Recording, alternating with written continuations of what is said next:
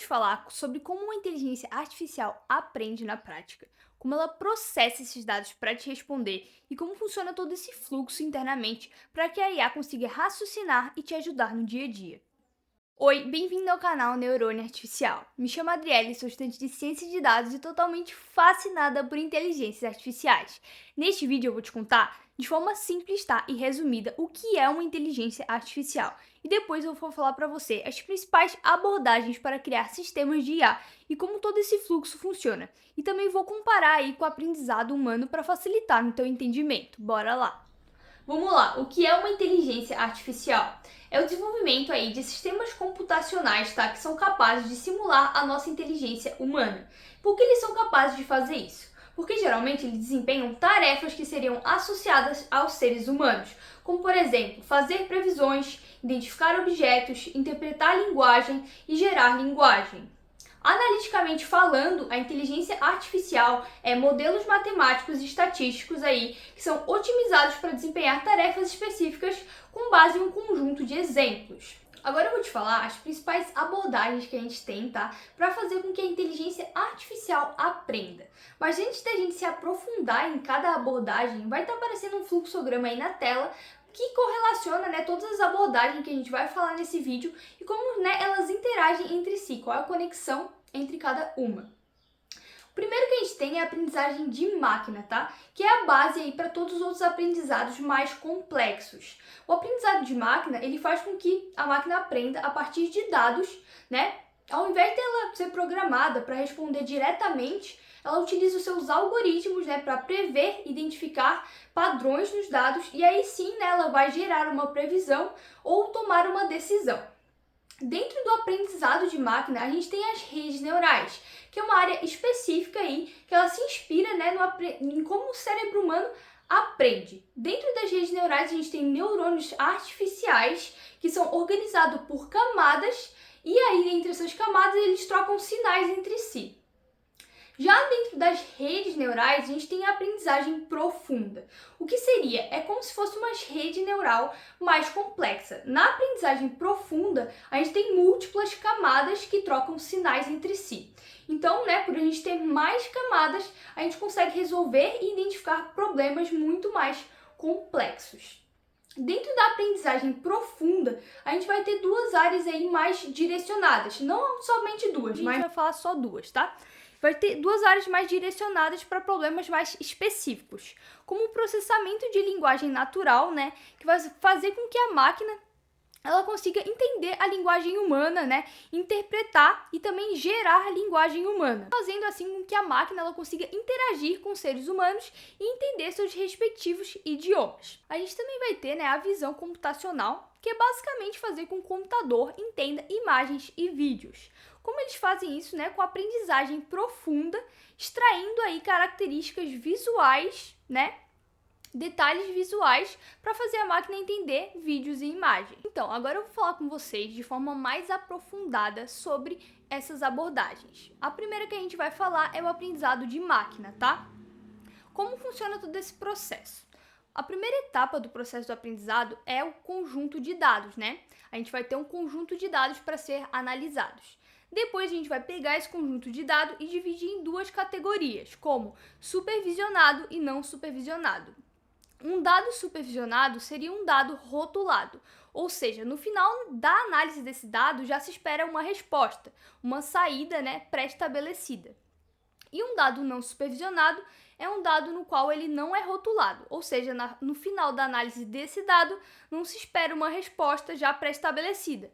É o próprio algoritmo, né, que vai identificar padrões ali e encontrar uma resposta, certo? A partir do momento que a gente identificou esses dois modelos de dados, a gente vai extrair os dados mais importantes para o algoritmo chegar em uma resposta.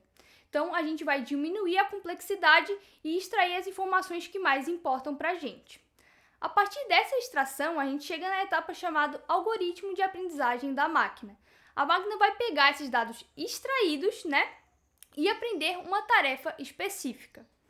A partir do momento que a máquina aprendeu uma tarefa específica, ela gera um modelo chamado modelo preditivo. Esse modelo ele vai gerar previsões para os novos dados que forem analisados. Então, ele pode gerar previsão sobre um dado supervisionado ou não supervisionado, né? Então, se o modelo preditivo for fazer previsões de resposta sobre um dado supervisionado, ele vai rotular esse dado, né, sendo ele como correto ou incorreto, por exemplo.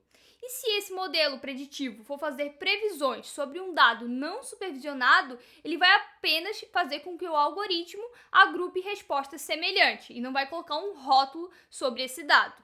Agora eu vou falar para você aí sobre as redes neurais, tá? Que é um modo de aprendizado aí inspirado no cérebro humano, né? Em como o cérebro humano aprende. Ele segue aí mais ou menos a lógica do aprendizado de máquina, mas vai se aprofundando, né, e ficando mais complexo. Vai estar aparecendo um fluxograma aí para vocês e eu vou tentar explicar de forma mais clara possível. Esse fluxograma é dividido em duas principais partes, tá? A propagação para frente e propagação para trás. Esse sistema aí da rede neural começa ali no X1 e X2, tá, galera? Ali é representado os neurônios artificiais e é onde os dados entram. A próxima etapa é a etapa de pesos, que é nessas setinhas que ligam esses neurônios artificiais. Nessas setas, cada dado ele é classificado entre mais ou menos importantes, tá? E daí é determinado um peso para esse dado. A partir dessa etapa de peso, vai para as camadas ocultas, que é esses ciclos azuis e verdes, tá? Nessas camadas ocultas, cada neurônio artificial ele passa por uma função de ativação. Essa função de ativação nada mais é do que um cálculo, tá? Que vai ser feito para calcular a saída que a gente vai obter a partir da entrada e do peso que foi determinado para aquele dado, certo? A partir disso, galera, a gente tem uma previsão de resposta, que é ali naquele retângulo amarelo, no Y, tá? Essa previsão de resposta, pessoal, ela vai ser comparada com uma resposta anterior que já foi gerada. Essa comparação vai ser feita com uma função de perda, né? Que é outro cálculo. Essa função de perda, ela vai iniciar a propagação para trás.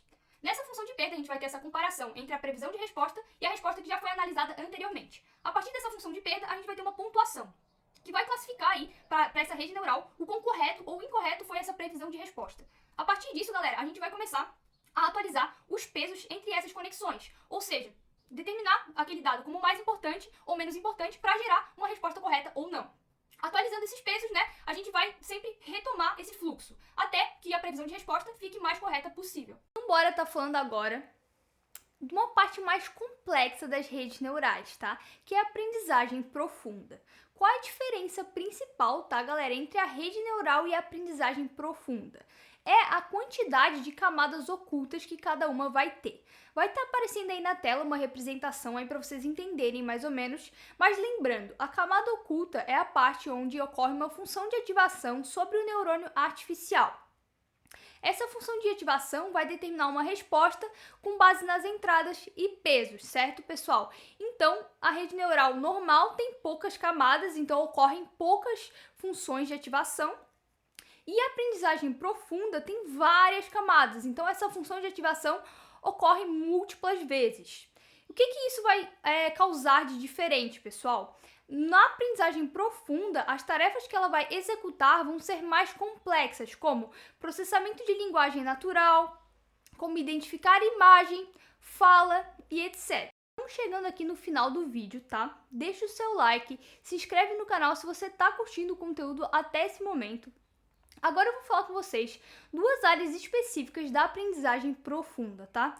A primeira delas é o processamento de linguagem natural, que é fazer o computador aí entender a nossa linguagem humana, tá? Esse processo é dividido em 5 principais partes. Vou estar deixando aqui na tela para vocês e vou comentar.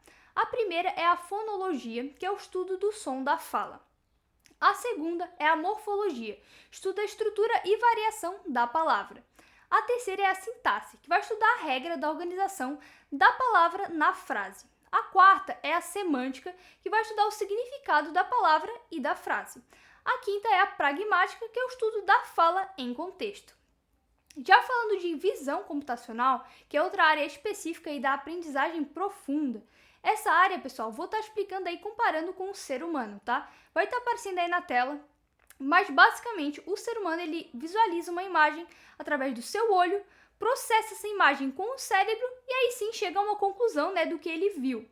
E o computador, galera, ele vai fazer como? Através de uma câmera externa, né, para capturar a imagem, vai processar a informação do que viu com o seu software e hardware, né, e a partir disso vai chegar a uma conclusão do que foi aquilo que ele viu. De forma bem simplificada, a visão computacional é isso, tá, galera? Mas é isso, tá, galera? Essas foram as abordagens de como uma IA aprende. Se ficou alguma dúvida, deixa aí nos comentários e até semana que vem.